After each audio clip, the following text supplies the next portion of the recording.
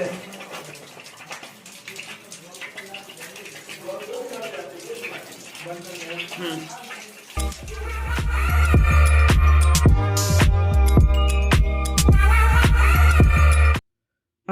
আলাইকুম সম্মানিত YouTube viewers, কেমন আছেন সবাই? আশা করি ভালো। তো আজকের ভিডিওতে আমরা আপনাদেরকে গুরুত্বপূর্ণ একটা সমস্যার বিষয়ে আপনাদের সাথে কথা বলবো, আর ভিডিওর মাধ্যমে দেখাবো যে সমস্যাটির ভিতরে যদি একবার পড়েন অনেকটাই আপনার লস হয়ে যায় বা কাজের ক্ষতি হয়, অনেক সমস্যা হয়। তো এই যেন লসটা না হয় এই জন্য আজকের এই ভিডিওটা।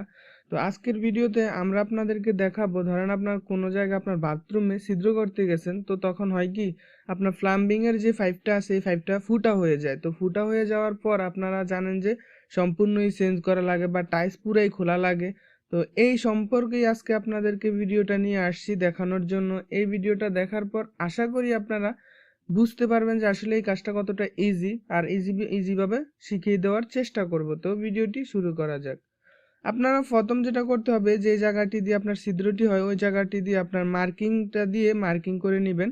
তো করার পরে দাগ দিয়ে দিবেন। দাগ দেওয়ার পর গ্লান্ডিং দিয়ে আপনারা এটাকে কেটে দিবেন।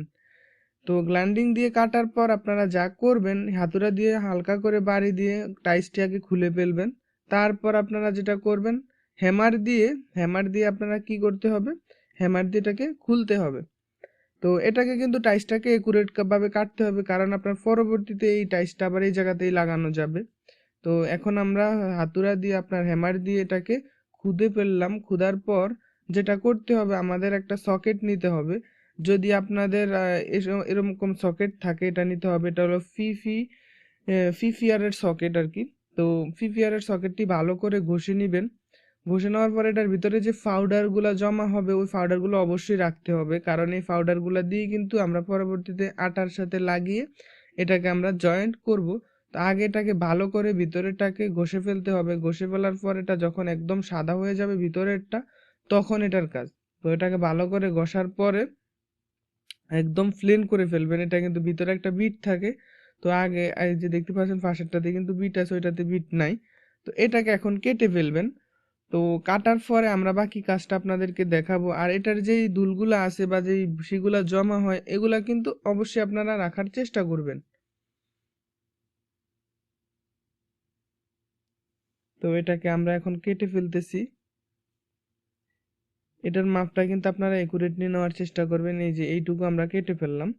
কাটার পরে আমরা যেটা করতে হবে, এটাকে আমরা দেখতেছি যে এটা কতটুকু হার্ড বা আরো কিছু কাটা লাগবে কিনা।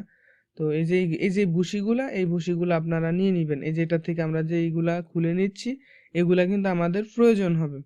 এটাকে ওইগুলো আমাদের অবশ্যই প্রয়োজন হবে। আর এটা হলো আটা। তো এই আটাগুলো আপনারা প্লাম্বিং এর দোকানে গিয়ে গিয়ে আপনারা বললেই দিয়ে দিবে আপনাদেরকে যে আপনার প্লাস্টিকের যে আটাগুলা প্লাম্বিং কাজের জন্য ওগুলা দেন। তো এটা দিয়ে দিবে আপনাকে, আপনারা অবশ্যই আটাটা নিয়ে নেবেন। তারপরে যে ভুসিগুলো আপনার নিছি না, ওই ভুসিগুলোর সাথে আপনারা এটাকে মিক্স করবেন। মিক্স করার পর আমরা বাকি কাজটা আপনাদেরকে দেখিয়ে দিব। এই যে দেখতে পাচ্ছেন, এই যে হ্যামারটি দিয়ে আমরা এটাকে মিক্স করতেছি। আপনারা অবশ্যই এটাকে মিক্স করে নেবেন।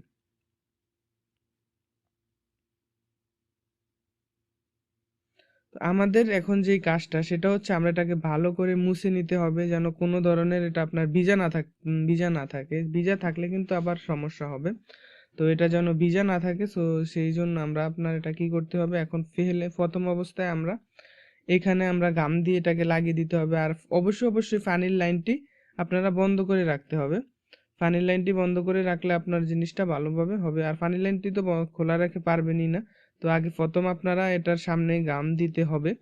তো গাম দেওয়ার পরে আমরা আপনাদের দেখাবো যে চারিপাশে গাম দেওয়ার পরে কি করতে হয়। তো এখন আমরা ডাইরেক্ট শুধু গাম আছে ওগুলো লাগিয়ে নিব। প্রথমে আমরা যে ভুসিওয়ালা যে গামটা ওইটা দিছি, এখন আমরা শুধু যে গামটা এক্সট্রা যে গামটা ওই গামটা লাগাচ্ছি। তো লাগানোর পরে আমাদের যেটা করতে হবে, এই যে সকেটটা নিছিলাম এই সকেটটাকে অবশ্যই আমরা গামে পরিণত করতে হবে। এই সকেটটাতে আমরা গাম দিয়ে দিলাম। ভালো করে এটাকে গাম দিতে হবে যেন আপনার এটা না খুলে, বা এটা আপনার যত ভালো করে গাম দিবেন তত এটা ভালো করে ওটার সাথে লাগবে। আমাদের এখন যেই কাজটা সেটা হচ্ছে আমরা এখন এটার সাথে জয়েন্ট করতে হবে। এটাকে আমরা এখন ওটা ভালো করে ঠেলা দিতে হবে। আপনার ভালো করে ঠেলা দিতে হবে, আবার এমনভাবে ঠেলা দিবেন না যেন এটা ভেঙে যায়। তো এটাকে আপনারা ভালো করে একটা ঠেলা দেওয়ার চেষ্টা করবেন, এটার সাথে লাগিয়ে দিবেন। এই তো এটা লেগে গেছে।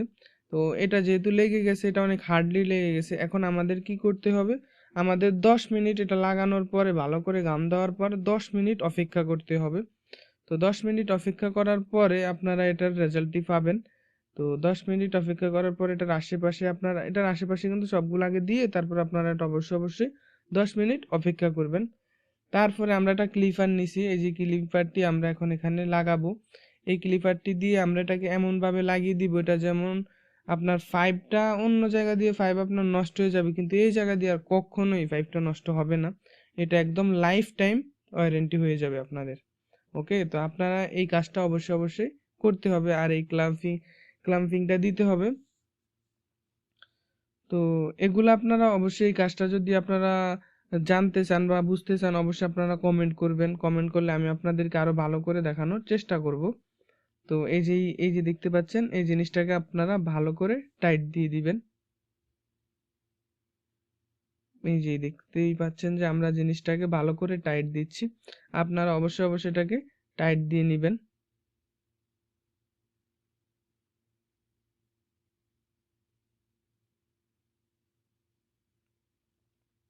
আর ভিডিওটি কেমন হয়েছে অবশ্যই কিন্তু আপনারা কমেন্টের মাধ্যমে জানিয়ে দিবেন। আর এই ধরনের আরো কোনো ভিডিও চাইলে আপনারা অবশ্যই আমাকে বলতে পারবেন।